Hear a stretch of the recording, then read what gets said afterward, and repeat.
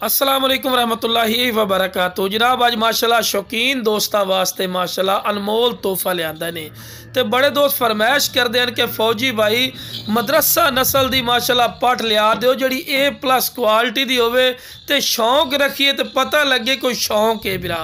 इस तो बाद शौक नस्ल और क्वालिटी बिरा नहीं होती ने।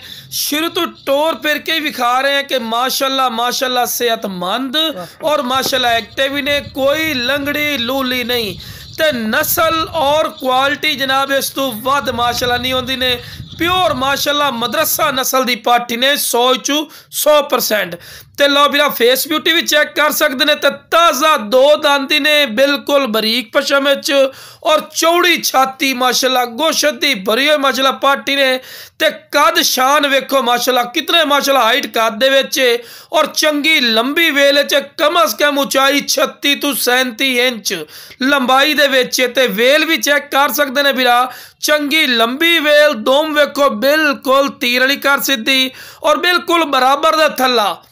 तो ये चीज़ महंगी है लेकिन जरा बिरा कहते भी शौक रखना है तो मदरसा नस्ल का शौक रखना है। इस तो बाद बिरा शौक नस्ल क्वालिटी नहीं होती।